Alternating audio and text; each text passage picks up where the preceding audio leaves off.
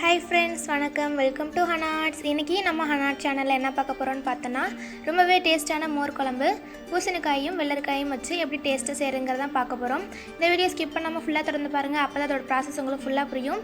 வீடியோக்குள்ள போறதுக்கு முன்னாடி நம்மளோட சேனல் நீங்க இப்பதான் ஃபர்ஸ்ட் டைம் விசிட் பண்றீங்கன்னா ஃபுல்லா பார்த்துட்டு பிடிச்சிருந்தா Subscribe பண்ணி வச்சுக்கோங்க. அப்படியே பக்கத்துல இருக்க பெல் ஐகானை ஆளுங்கற ஆப்ஷன் கிளிக் பண்ணி வச்சுக்கோங்க.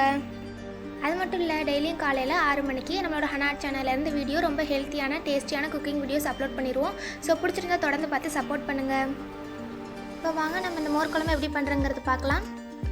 நம்ம கொஞ்சமாக பேனில் தண்ணி ஊற்றி அதில் கொஞ்சமாக மஞ்சள் பொடியும் உப்பும் போட்டு நல்லா கொதிச்சதும் அதில் நம்ம பூசணிக்காய் இந்த மாதிரி கட் பண்ணி வச்சுருக்கோம், அதை இதில் சேர்த்துக்கலாம். அதுலேயும் வந்து நம்ம வெள்ளரிக்காயும் கட் பண்ணி வச்சுருக்கோம், இந்த மாதிரி அதையும் சேர்த்துக்கலாம். உங்களுக்கு இஷ்டப்பட்ட ஷேப்பில் நீங்கள் கட் பண்ணிக்கலாம். நல்லா வேகணும். இப்போ பார்த்தீங்கன்னா நல்லா வெந்துருச்சு. வேகிற அளவுக்கு நல்லா வேக விட்டுருங்க. இப்போ நம்ம 1.5 டீஸ்பூன் அளவுக்கு துவரம் பருப்பும் 1 டீஸ்பூன் அளவுக்கு பச்சரிசியும் ஊற வச்சு வச்சுருக்கோம் ஒரு 15லேருந்து 20 நிமிஷத்துக்கு. அதை வந்து நம்ம ஒரு மிக்சர் ஜாரில் சேர்த்துக்கலாம்.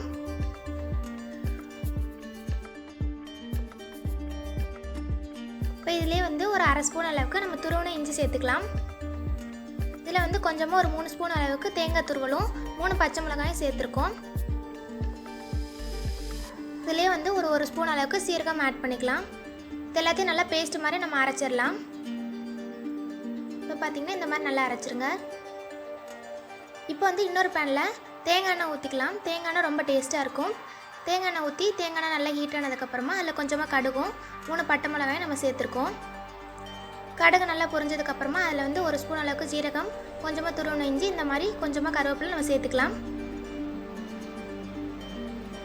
இப்போ இதிலே வந்து 2 சின்ன வெங்காயம் இந்த மாதிரி கட் பண்ணி வச்சுருக்கோம், அதையும் சேர்த்துக்கலாம்.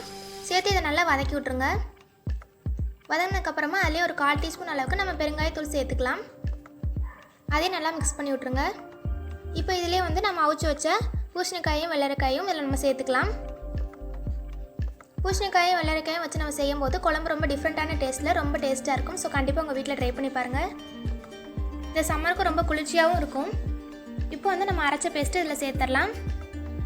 சேர்த்துட்டு நம்மளோட காயோட நல்லா மிக்ஸ் ஆகிற அளவுக்கு நல்லா மிக்ஸ் பண்ணி விட்ருங்க. இப்போ வந்து நம்ம ஸ்டவ்வை வந்து சிம்மில் வச்சிடலாம். இந்த மாதிரி நல்லா மிக்ஸ் பண்ணியாச்சு. இப்போ தேவையான அளவுக்கு நம்ம தண்ணி ஊற்றிக்கலாம்.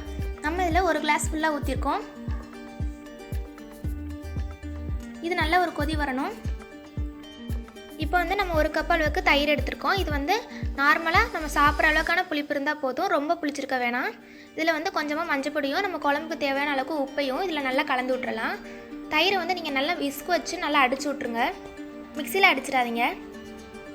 இப்போ இந்த தயிர்லேயே கொஞ்சமாக நீங்கள் தண்ணி கலந்து நம்மளோட குழம்போடு சேர்த்துடலாம். இது பார்த்திங்கன்னா நல்லா இப்போ கொதி வந்துருச்சு. இதோடு நம்ம சேர்த்துக்கலாம். சேர்த்துட்டு நல்லா மிக்ஸ் பண்ணி விட்ருங்க. மோர் குழம்பு பார்த்தோன்னா இது செய்கிறதுக்கு ரொம்ப நேரம் எடுத்துக்காது, அதே சமயம் ரொம்ப ஈஸியாகவும் செஞ்சிடலாம். நம்ம வந்து இதில் வெள்ளை பூசணிக்காயும் வெள்ளரிக்காயும் வச்சு செஞ்சுருக்கோம். இதில் அது மட்டும் இல்லை, வெண்டைக்காய் கூட நம்ம போட்டு செய்யலாம். இது ரெண்டையும் வச்சு செய்யும்போது ரொம்பவே குளிர்ச்சியாக இருக்கும், ரொம்ப டேஸ்ட்டாகவும் இருக்கும். நம்ம இந்த மாதிரி லேசாக கொதி வந்ததும் இந்த மாதிரி கொத்தமல்லி தூவி ஸ்டவ் ஆஃப் பண்ணிக்கலாம். இது ரொம்ப கொதி வரக்கூடாது, லைட்டாக பபிள்ஸ் வந்தோன்னா நம்ம ஆஃப் பண்ணிடணும். அவ்வளோதான், ரொம்ப டேஸ்ட்டான குளிர்ச்சியான நம்மளோட மோர் குழம்பு ரெடி ஆயிடுச்சு. ஸோ கண்டிப்பாக இதே மாதிரி உங்கள் வீட்டில் ட்ரை பண்ணி பாருங்கள். இது உங்களோட ஃப்ரெண்ட்ஸ் அண்ட் ரிலேட்டிவ்ஸ்க்கு கண்டிப்பாக ஷேர் பண்ணி விடுங்க. நம்மளோட ஹனாட் சேனல் பிடிச்சிருந்தா மறக்காமல் சப்ஸ்கிரைப் பண்ணி வச்சுக்கோங்க. அப்படியே பக்கத்தில் இருக்க பெல் ஐகானை ஆளுங்கிற ஆப்ஷன் கிளிக் பண்ணி வச்சுக்கோங்க. தேங்க்ஸ் ஃபார் வாட்சிங். மரம் வளர்ப்போம், மழை பெறுவோம். Stay home, stay safe.